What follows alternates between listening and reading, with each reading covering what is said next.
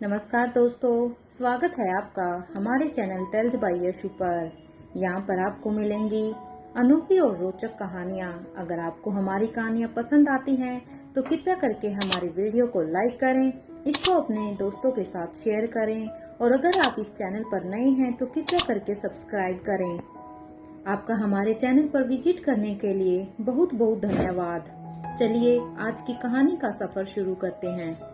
पिछले एपिसोड में हम सब ने सुना था कि यहाँ पर एक शख्स अभी एक कमरे में के कुर्सी पर काफी देर से बैठी हुई थी और वो यहाँ पर कुछ सोच रही थी। तभी उसके कानों में किसी एक शख्स की आवाज आती है जो कि कह रहा था, मेरी तपस्या और मेरा इंतजार और तुम्हारी तपस्या दोनों के अब खत्म होने का समय आ गया है। ये सब बातें सुनकर उस औरत की आंखों में आंसू आ गए थे। लेकिन आखिर उसकी आंखों में ये आंसू क्यों आए थे? क्या 28 अगस्त की रात से जुड़ा उसका वही राज था जिसे याद करते ही उसके दिल में वर्षों पुराना दर्द जाग उठा था। वो अपनी जगह से धीरे धीरे उठती है। उसकी आंखों में अब भी नमी थी। उसने अपने पास रखी हुई लालटेन को उठाया और उसके हल्के हल्के कांपते प्रकाश के सहारे कुछ कदम आगे बढ़ी। सामने दीवार पर लगा पुराना कैलेंडर हवा के हल्के हल्के झोंके से हिल रहा था। अब यहाँ पर इस औरत की नजर उस कैलेंडर के ऊपर जाकर टिक जाती है। उसकी सांस तो जैसे एक पल के लिए थम गई थी। उसने लालटेन को थोड़ा सा ऊपर किया ताकि तारीख उसे साफ साफ दिखाई दे और अब तारीख थी 28 अगस्त। यहाँ पर इस औरत की आंखों में अब एक अजीब सी चमक आ गई। उसके होठों पर हल्की सी मुस्कान आई, लेकिन उस मुस्कान के पीछे दर्द साफ साफ दिखाई दे रहा था। अब ये बहुत ही धीमी आवाज में कहती है, 28 अगस्त की रात हमारे मिलन की रात होगी। कुछ पल के लिए वो उसी तारीख को देखती रही, फिर उसने अपनी आंखें बंद कर ली और अब धीमे से कहा, उस रात चांद आसमान में होगा, अपनी चांदनी को चारों तरफ बिखेर रहा होगा और उसी चांदनी के नीचे। और वो ये कहते हुए ही अचानक से रुक जाती है।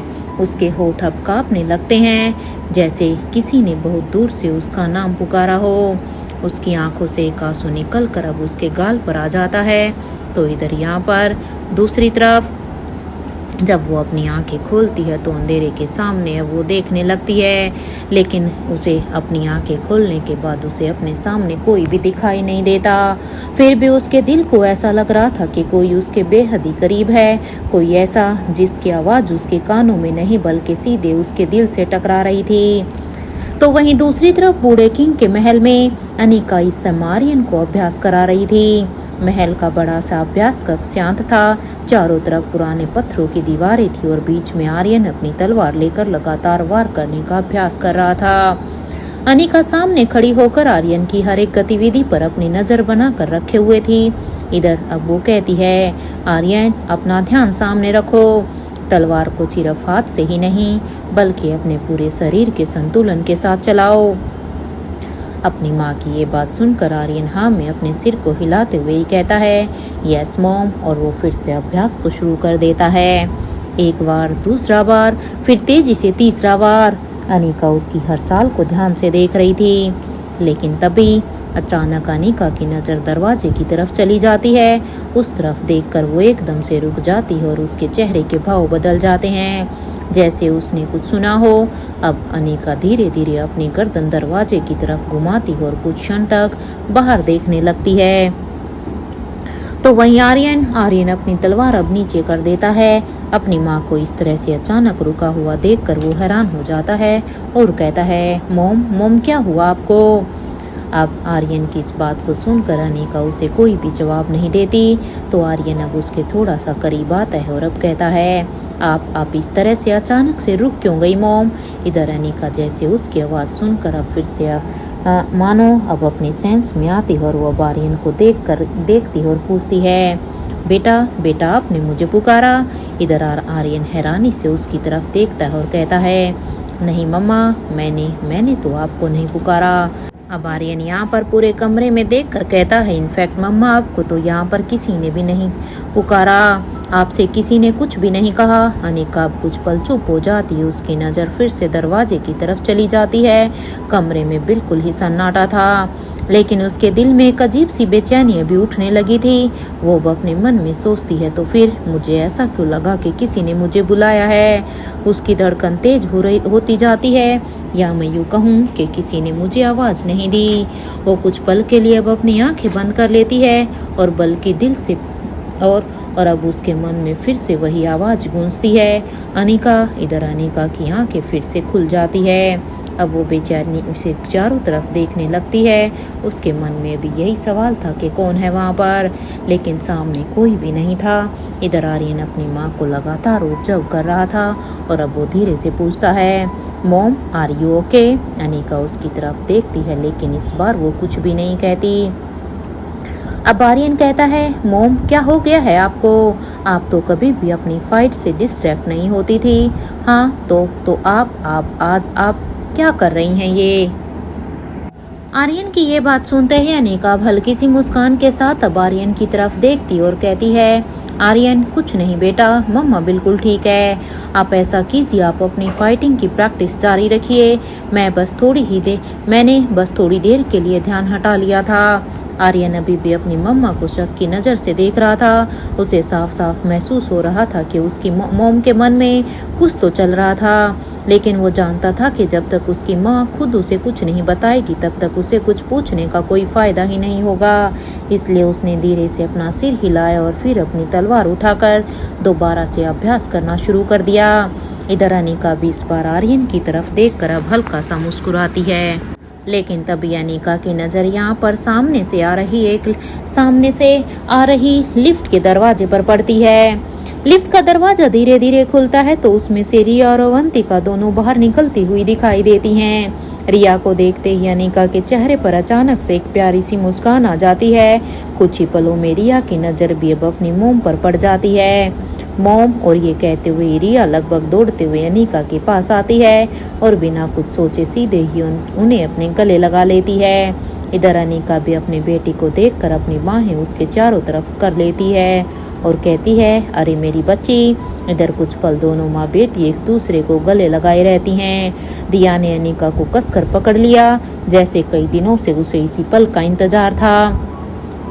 अनिका उसके सिर पर अब अपना हाथ फेरते हुए कहती है, क्या हुआ रिया, आज अचानक अपनी मोम के ऊपर इतना प्यार क्यों आ रहा है? अब अनिका की बात को सुनकर रिया कोई भी जवाब नहीं देती, बस अपनी माँ को पकड़े रहती है। अनिका उसकी हरकत को समझते हुए अब हल्के से मुस्कुराती है और कहती है, अगर यह आपके बटरिंग करने का नया तरीका है ना? रिया भी धीरे से अपना मुँह उठाकर अनिका की तरफ देखने लगती है। अनिका अपनी बाहें उठाकर कहती है, तो मैं आपको पहले ही वॉर्न कर देती हूँ अनिका, मम्मा आपकी कोई भी हेल्प नहीं करने वाली है। आपको जो भी करना है अपने शेड्यूल के हिसाब से खुद करना पड़ेगा। You have to do everything as per your schedule. अब ये सुनकर रिया का चेहरा फिर से उतर जाता है। वो थोड़ी सी नाराज़गी दिखाते हुए कहती है, हाँ तो मुझे पता ही है ना मॉम, मैंने मना थोड़ी ना किया है। और फिर वो अनिका से दूर होती और बनावटी गुस्से के साथ वहां से जाने लगती है। इधर अवंतिका, जो अब तक माँ बेटी की इस प्यारी सी नोक-झोंक को देखकर मुस्कुरा रही थी, वो रिया के पीछे पीछे चल पड़ती है। जैसे ही दोनों कुछ दूर जाती हैं, रिया धीरे धीरे बड़बड़ाने लगती है, ये तो गलत बात है। इधर अवंतिका उसकी तरफ देखकर मुस्कुरा देती है, लेकिन रिया अपनी ही धुन में बोलती चली जाती है, कोई भी मेरे बारे में सोचता ही नहीं है। मॉम भी नहीं। अरे मॉम बड़ी से कुछ भी नहीं कहती। और इधर अवंतिका को जबकि ये सारी बातें सुनाई दे रही थी, अब वो यहाँ पर हंसते हुए पूछती है, क्या कहे आपकी मॉम बड़ी से? अब ये सुनकर रिया तुरंत पलट कर देखती है और अब कहती है, अरे कोई तो बड़ी को बताए कि मैं अभी इतनी बड़ी भी नहीं हुई हूँ, मैं अभी छोटी हूँ। इधर ये सुनकर अवंतिका हंस पड़ती है, क्योंकि वो काफ़ी देर से रिया के ये सारे के सारे ड्रामे देख रही थी। और अब वो रिया को कहती है, रिया क्या तुम्हें पता भी है, क्या तुम्हें खुद भी सुनाई दे रहा है कि तुम अभी क्या बोल रही हो? रिया अब अपने होठ को फुलाते हुए कहती है, हाँ ब्यूटीफुल लेडी सुनाई दे रहा है और मैं बिल्कुल सही बोल रही हूँ। सबको लगता है कि मैं बड़ी हो गई हूँ, किसी को ये नहीं दिखता कि मैं भी एक छोटी सी बच्ची हूँ। और ये कहते हुए वो कुछ पल चुप रहती है, फिर अचानक उसकी आवाज़ में फिर से शरारत की जगह एक भावुकता आ जाती है और अब वो धीमे से आसमान की तरफ देखते कहती है, oh dad I really miss you so much. और ये कहते हुए उसकी आंखें अब थोड़ी सी छोटी छोटी हो जाती हैं। इधर रिया भी अवंतिका भी रिया को देखकर कुछ पल के लिए शांत हो जाती है और अब रिया कहती है, अगर डैड यहाँ पर होते ना तो मैं उनसे जरूर कहती कि देखो डैड सब मुझे कितना परेशान करते हैं। और फिर वो तो जरूर मेरी साइड लेते, क्योंकि मॉम तो मेरी साइड लेती ही नहीं है। एक तरफ जहाँ पर रिया अवंतिका को ये सब कह रही थी तो दूसरी तरफ अनिका दूर खड़ी अपनी बेटी को ही देख रही थी। अनिका ने अब तक रिया की सारी बातें सुन ली थी और अब वो यहाँ पर हल्की सी मुस्कान के साथ कहती है, लेकिन रिया मम्मा ने तो तुम्हारी सारी बातें सुन ली है। ये सुनकर रिया के कदम एक पल के लिए वहीं रुक जाते हैं। वो अब धीरे से पीछे मुड़कर अपनी मोम को देखती है। उसके चेहरे पर एक पल के लिए पकड़े जाने वाली घबराहट साफ साफ दिखाई देती है, लेकिन फिर अगले ही पल वो बड़ी मासूमियत से कंधे उचकाते हुए कहती है, हाँ तो मोम सुनाने के लिए ही तो कहा है। इतना कहते ही रिया शरारती अंदाज में हंसती है और वहां से भागने लगती है। इधर अनिका भी अब उसे पीछे से आवाज लगाती और कहती है, अच्छा बड़ी आई डैड की प्रिंसेस बनने का नाटक कर रही हो तुम। हाँ। इधर रिया भागते भागते पीछे मुड़कर अपनी मोम को अब जीप दिखाती है तो इधर अनिका हंसते हुए कहती है, रिया वापस आओ, उसके बाद मम्मा विल टेल यू। लेकिन रिया तब तक काफी दूर निकल चुकी थी। इधर अवंतिका रिया को भागते देखते हुए फिर अब वो अनिका की तरफ अपना सिर हिला देती है। अनिका भी ये देखकर एक पल के लिए मुस्कुराती है। उसके चेहरे पर माँ वाली नरमी साफ दिखाई दे रही थी, लेकिन अगले ही पल उसने अपनी नजर आर्यन की तरफ कर ली। आर्यन अभी भी अपनी तलवार लेकर खड़ा था और अपनी माँ के वापिस आने का ही इंतजार कर रहा था। अनिका अब उसके पास जाकर कहती है, चलो आर्यन अब बहुत बातें हो गई, वापिस प्रैक्टिस पर ध्यान दो। ये सुनकर आर्यन अब एक हल्का सा मुस्कुराता और कहता है, यस मॉम, और फिर दोनों दोबारा से अभ्यास में लग जाते हैं। तो इधर दूसरी तरफ राजमहल में धनंजय पीरामल के कमरे में उधर राजमहल के एक दूसरे हिस्से में माहौल बिल्कुल ही अलग था। धनंजय पीरामल अपने कमरे में इधर उधर चक्कर काट रहे थे। उनके चेहरे पर बेचैनी साफ साफ दिखाई दे रही थी। कभी वो खिड़की के पास जाकर बाहर देखते तो कभी वापस मुड़कर कमरे में टहलने लगते। ऐसा लग रहा था जैसे उनके दिमाग में कई सवाल एक साथ घूम रहे हो और उन्हें किसी भी सवाल का जवाब नहीं मिल रहा हो। वो एक बार अपनी घड़ी की तरफ देखते हैं, फिर अचानक अब यहाँ पर कमरे में उनके फोन पर एक मैसेज की आवाज गूंजती है। ये आवाज सुनकर धनंजय के कदम तुरंत ही रुक जाते हैं और उन्होंने अब अपनी जेब से अपना फोन निकाला और स्क्रीन पर नजर डाली। धनंजय ने जैसे स्क्रीन पर देखा तो ये मैसेज करण गुलेरिया का था। धनंजय जल्दी से उस मैसेज को खोल देते हैं तो यहाँ पर स्क्रीन पर लिखा हुआ था, मुझे पता है कि ये टाइम सही नहीं है, but Dhananjay it's really important, please इस लोकेशन पर आकर मिलो, किसी को भी शक नहीं होना चाहिए। ये मैसेज पढ़ते ही धनंजय के चेहरे के भाव बदल जाते हैं। उन्होंने दोबारा मैसेज पढ़ा, फिर तीसरी बार पढ़ा। कुछ पल वो बिना पलक झपकाए अब स्क्रीन को देखते रहे और आखिरकार अब उन्होंने फोन नीचे किया और गहरी सांस ली। उनके चेहरे पर चिंता अब भी साफ दिखाई दे रही थी और उन्होंने खुद से कहा, करण को तो राजमहल के सभी नियमों के बारे में अच्छी तरह से पता है, तो उसे ये भी तो पता है कि इस वक्त महल से बाहर जाना कितना जोखिम भरा हो सकता है। धनंजय कुछ पल रुकते हैं और फिर उसके माथे पर चिंता की लकीरें और गहरी हो जाती है और फिर अब वो अपने फोन की स्क्रीन को दोबारा देखते हुए कहते हैं, लेकिन इसके बावजूद भी करण ऐसी बेवकूफ़ी कैसे कर सकता है। ये सब सोचते हुए यहाँ पर धनंजय के मन में अब एक और शक पैदा होता है। तो इधर अब यहाँ पर धनंजय अपनी आंखों को सिकोड़ते हुए कहते हैं, लेकिन करण ने अगर ये मैसेज भेजा है तो जरूर कोई ना कोई तो बात होगी। अगर करण बिना किसी वजह से कभी ऐसा कोई भी कदम नहीं उठाता। अगर इतनी रात गए महल के नियमों की परवाह किए बिना मिलने के लिए अगर बुलाया था तो मामला साधारण बिल्कुल भी नहीं हो सकता। धनंजय एक बार फिर से दरवाजे की तरफ देखते हैं और आखिरकार अब उनके मन में एक ही सवाल घूमने लगा कि आखिर अब ऐसी कौन सी बात हो गई है कि करण को मुझसे इसी वक्त और इसी जगह पर मिलना इतना जरूरी हो गया। धनंजय भी अपनी सोच में ये सब सोच ही रहे थे कि तभी यहाँ पर एक बार फिर से करण गुलेरिया के नंबर से फिर से उन्हें एक और मैसेज आया। धनंजय ने जैसे ही मैसेज खोला और जैसे जैसे उसे पढ़ते गए उनके चेहरे की गंभीरता बढ़ती चली गई। मैसेज पढ़ने के बाद कुछ क्षण तक वो बिल्कुल ही शांत खड़े रहे और उन्होंने फ़ोन को अब अपने नीचे रखा। उसकी आंखों में अब सिर्फ चिंता नहीं थी बल्कि एक गहरा शक भी दिखाई दे रहा था। करण, और उन्होंने अब धीमी आवाज में कहा, आखिर तुम मुझे ऐसी कौन सी बात बताना चाहते हो जिसे फ़ोन पर नहीं बता सकते। उसके दिमाग में करण का पहला मैसेज घूमने लगा, फिर दूसरा मैसेज, और दोनों बातों को जोड़ते हुए धनंजय की सोच अब और भी उलझती चली गई। वो अब अपने मन में कहते हैं, अगर ये बात सिर्फ तुम्हारे और मेरे बीच की है तो फिर तुमने मुझे ऐसी जगह पर क्यों बुलाया जहाँ किसी को शक नहीं हो।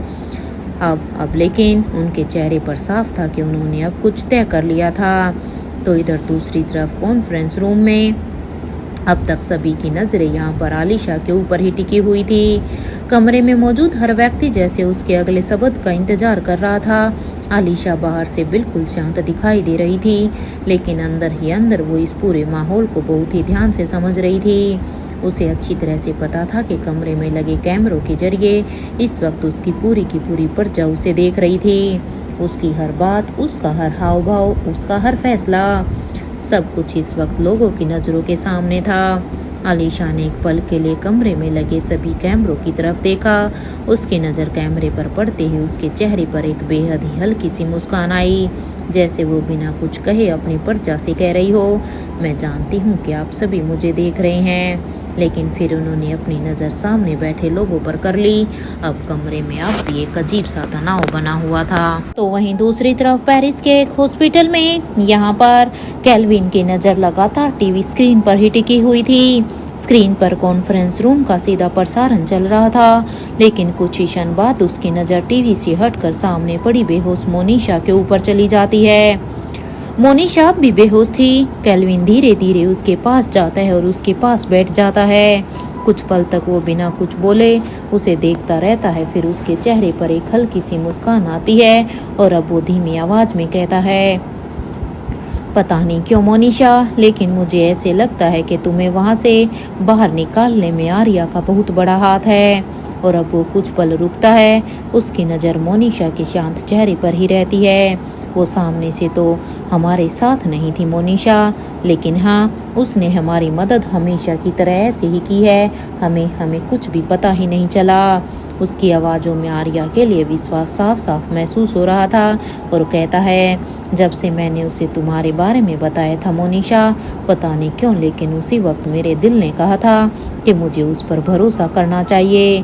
मुझे यकीन था कि अगर आर्या इस मामले में हमारे साथ है तो सब कुछ ठीक हो जाएगा। कुछ पल के लिए उसकी नज़र फिर से टीवी स्क्रीन पर चली जाती है। कॉन्फ्रेंस रूम में आलिशा बीवी सबके सामने थी।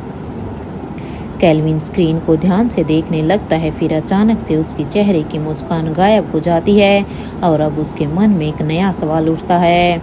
लेकिन अब वो खुद से कहता है, क्या वाकई में इन सभी के पीछे रानी साहिबा का हाथ है?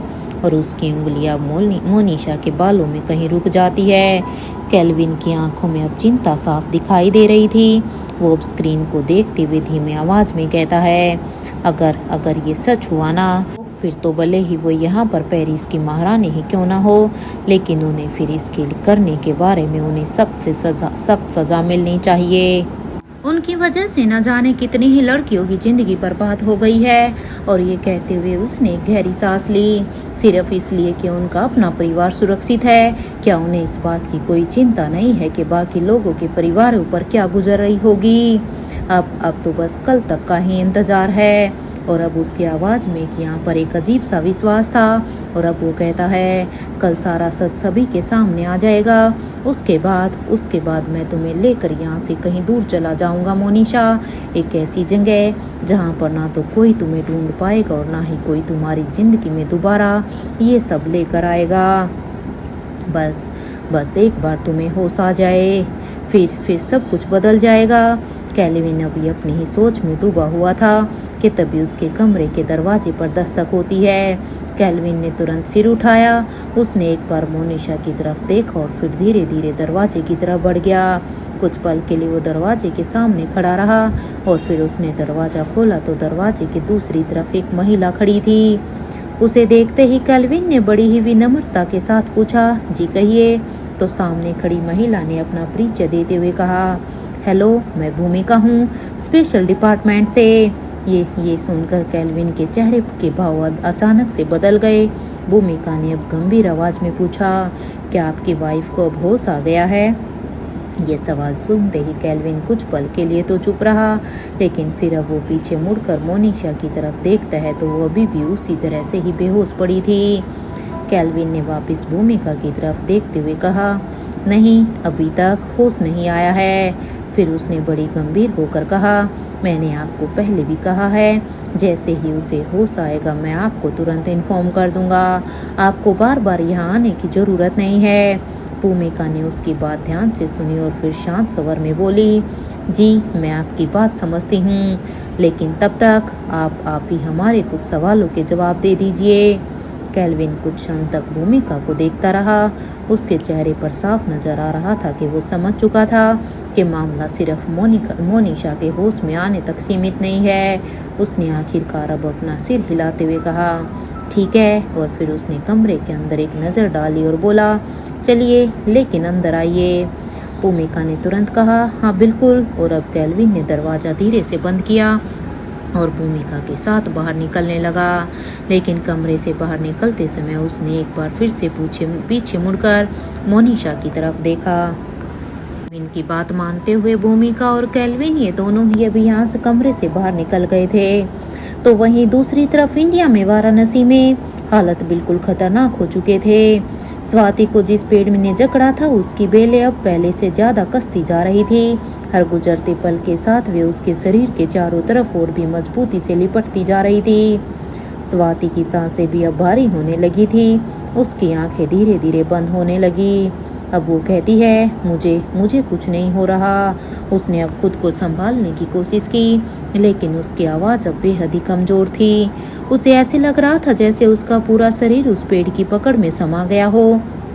बेलें उसके हाथों से लेकर उसके कंधों तक लिपटी हुई थी और उनमें से एक बेल उसके गले के पास भी कसती जा रही थी। इधर स्वाति ने घबरा कर अब अपनी आंखें बंद कर ली, लेकिन तभी उसे अपने शरीर में एक हल्की सी हलचल महसूस हुई।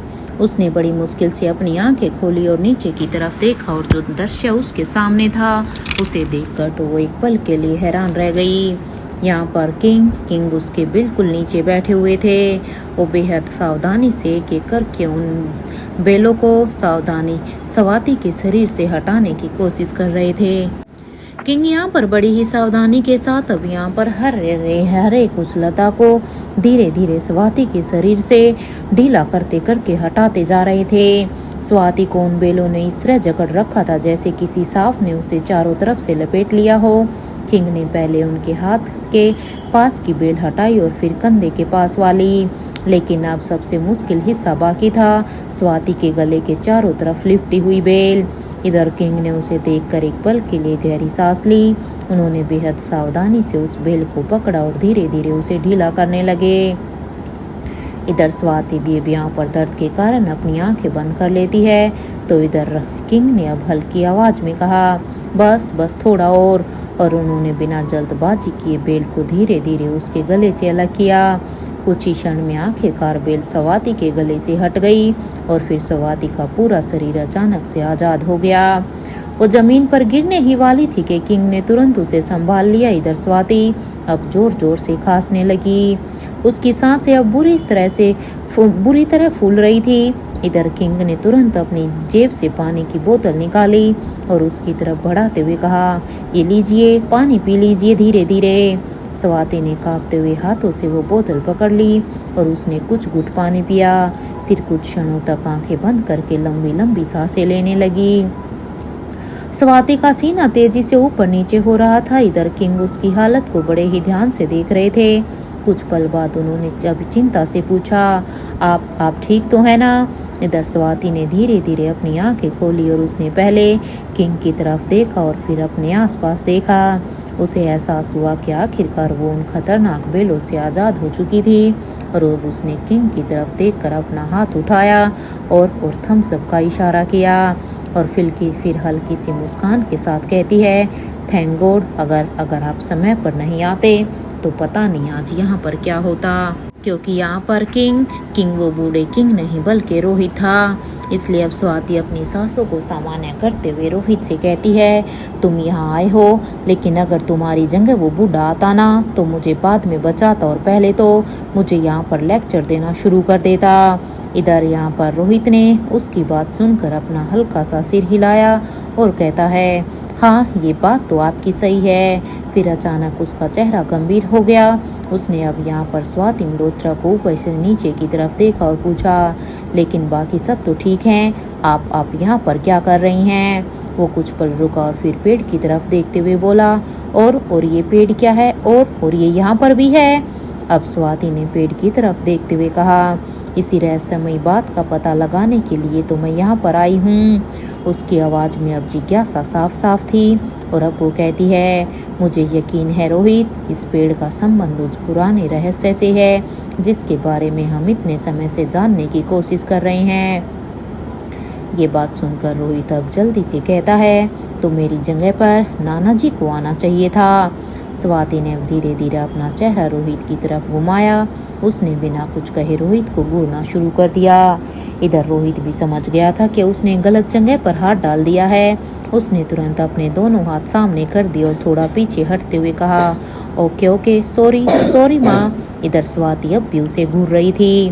तभी रोहित ने मुस्कुराकर बात बदलते हुए कहा, वैसे अगर आपका ये ट्रेजर हंट हो गया हो तो मुझे आपसे कुछ जरूरी बात करनी है। और इतना कहते हुए रोहित एक बार फिर से इधर उधर देखने लगता है। उसकी नज़र आसपास मौजूद हर चीज पर जा रही थी, जैसे कि वो सुनिश्चित करना चाहता हो कि उनकी बातें कोई तीसरा व्यक्ति ना सुन रहा हो। स्वाति ने अब यहाँ पर उसकी परेशानी समझ ली थी और वो यहाँ पर शांत स्वर में कहती है, डोंट वरी रोहित, हम यहाँ पर सेफ हैं। रोहित ने उसकी तरफ देखा तो स्वाति ने पेड़ की तरफ इशारा करते हुए कहा, इनफैक्ट अगर तुम चाहो तो हम इस पेड़ के अंदर भी चलकर बातें कर सकते हैं, वहाँ हमारी बातें कोई भी नहीं सुन पाएगा। ये सुनकर रोहित एक बार यहाँ पर उस पेड़ की तरफ देखता है और एक बार फिर वो यहाँ पर स्वाति की तरफ देखता है। उसके चेहरे पर हैरानी और चिंता दोनों ही दिखाई देने लगती हैं। और अब वो कहता है, माँ आज के लिए बहुत हो गया। और अब वो स्वाति के पास आया और उसकी तरफ अपना हाथ बढ़ाते हुए कहता है, मेरे ख्याल से अब आपको मेरे साथ चलना चाहिए। ये सुनकर स्वाति रोहित की तरफ सवालिया नजरों से देखती है तो रोहित गंभीर आवाज में कहता है, मुझे आपकी जरूरत है। अब रोहित की ये बात सुनते ही स्वाति के चेहरे के भाव बदल गए थे तो रोहित ने बिना कोई और बहस किए स्वाति का हाथ पकड़ लिया और कहा, चलिए माँ यहाँ से। और वो उसे धीरे धीरे वहां से दूर लेकर जाने लगा। तो वहीं स्वाति अभी भी रोहित के साथ जाते हुए पीछे मुड़कर बार बार उसी रहस्यमयी बरगद के पेड़ को ही देख रही थी। उसके कदम रोहित के साथ आगे तो बढ़ रहे थे लेकिन उसका मन जैसे वहीं उसी पेड़ के पास अटक गया था। उसकी अंतरात्मा लगातार उसे कह रही थी, रुको स्वाति, जैसे कोई अदृश्य शक्ति उसे वापस बुला रही हो। और आखिरकार स्वाति अब खुद को रोक नहीं पाई। उसने रोहित की तरफ देखते हुए कहा, बेटा प्लीज। और ये सुनकर रोहित के कदम अचानक थम गए। उसने पीछे मुड़कर स्वाति की तरफ देखा और कहता है, क्या हुआ है माँ? तो अब स्वाति उस पेड़ की तरफ देखते हुए कहती है, मेरा यहाँ पर अभी रहना बहुत ही जरूरी है रोहित।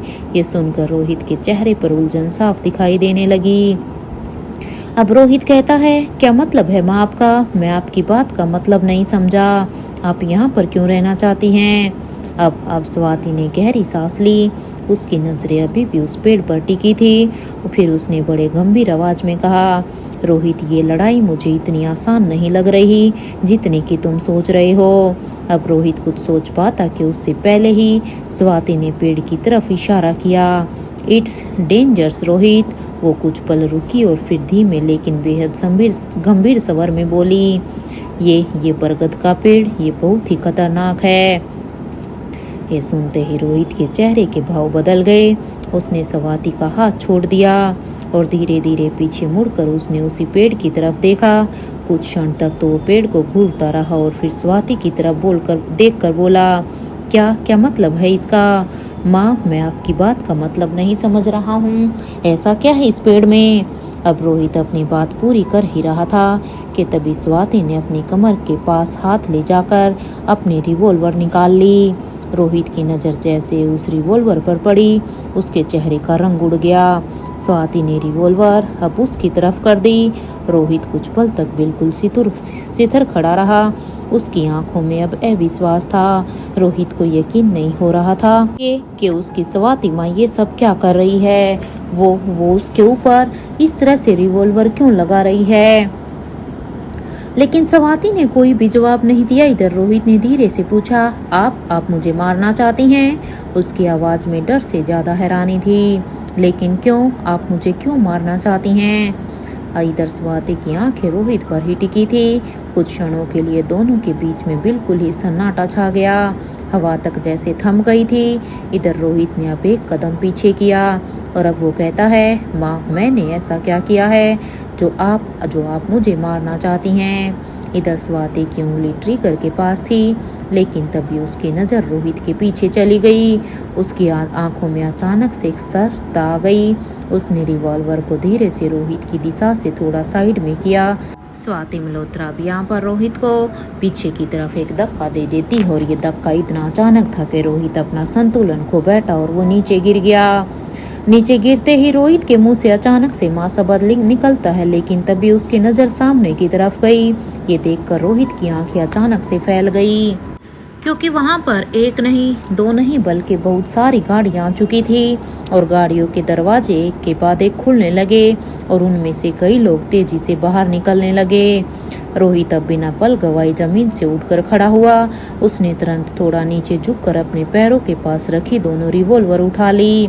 उसने एक एक रिवॉल्वर अपने दोनों हाथों में कसकर पकड़ ली और सामने की तरफ अब सीधा ही बिना समय गवाए निशाना साध दिया। इधर स्वाति भी अब तक पूरी तरह से सतर्क हो चुकी थी। उसने पेड़ की तरफ एक नजर डाली और फिर सामने से आते लोगों को देखने लगी। इधर अगले ही पल यहाँ पर गोलियों की बारिश होने लगी थी। फायरिंग की आवाज पूरे इलाके में गूंज उठी। एक तरफ स्वाति और रोहित थे और दूसरी तरफ बड़ी ही संख्या में हथियारबंद लोग थे। इधर कुछ ही सेकंड में वहां पर अंधाधुंध फायरिंग शुरू हो चुकी थी। गोलियों की आवाज लगातार गूंज रही थी।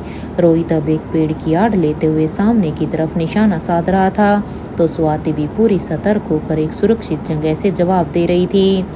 लेकिन इस पूरे संघर्ष के बीच अब ये बरगद का पेड़ अब भी उसी तरह खड़ा था। उसकी बेलें हवा में अजीब तरीके से हिल रही थी, जैसे उसे इस पूरे संघर्ष से कोई फर्क ही नहीं पड़ रहा हो। तो वहीं उसी जगह उस किले के अंदर एक पुराने और सुनसान हिस्से में एक शख्स अकेला बैठा हुआ था। उसके चेहरे पर बरसों की थकान साफ दिखाई दे रही थी। वो अपनी ही सोच में डूबा हुआ था। उसकी नज़र सामने रखी एक पुरानी तस्वीर पर थी। वो धीमी आवाज में कहने लगा, महाराज, आखिर कब मुझे यहाँ से मुक्ति मिलेगी? मैंने आपके प्रति अपनी वफादारी कभी नहीं छोड़ी। इतने साल गुजर गए, लेकिन मैंने कभी अपने वचन से पीछे हटने के बारे में नहीं सोचा। ठीक वैसे ही मेरी बेटी भी अपनी वफादारी कभी नहीं छोड़ सकती। वो कुछ पल के लिए अब अपनी आंखें बंद कर लेता है, जैसे उसके सामने अपनी बेटी की कोई पुरानी याद आ गई हो। वो चाहे कितनी भी मुश्किल में क्यों ना हो, वो अपने पिता की तरह अपना फर्ज जरूर निभाएगी। वो भी अपने ही ख्यालों में खोया हुआ था कि तभी यहाँ पर दूर से आती गोलियों चलने की आवाज़ अब उसके कानों तक पहुंची। गोलियों की आवाज़ को सुनकर ये शख्स अब अचानक से चौंक कर खड़ा हो गया। कुछ क्षण तक तो वो ध्यान लगाकर सुनता रहा कि आखिर ये गोलियां चल कहाँ रही हैं। फिर लगातार आती फायरिंग की आवाज़ सुनकर उसके चेहरे पर चिंता छा गई। ये लोग यहाँ पर कैसे आ गए? उसने बेचैनी से कमरे के दरवाजे की तरफ देखा। कहीं कहीं ये लोग मुझे ढूंढते हुए तो यहाँ तक नहीं आ गए। और कुछ पल सोचने के बाद उसकी आंखों में अचानक से एक फैसला दिखाई दिया। हाँ, हो सकता है कि वो मुझे ढूंढते हुए यहाँ तक आए हों, लेकिन अगर वो यहाँ है तो मुझे उसे बचाना होगा। यही मेरा फर्ज है। और अब वो ये सोचकर तेजी से दरवाजे की तरफ बढ़ा, लेकिन दरवाजे तक पहुँचते पहुँचते एक पल के लिए वो वहीं पर रुक गया। अब उसके मन में एक ही चेहरा था, उसकी बेटी का। अब उसने बड़े ही दर्द आवाज में कहा, मुझे जाना होगा।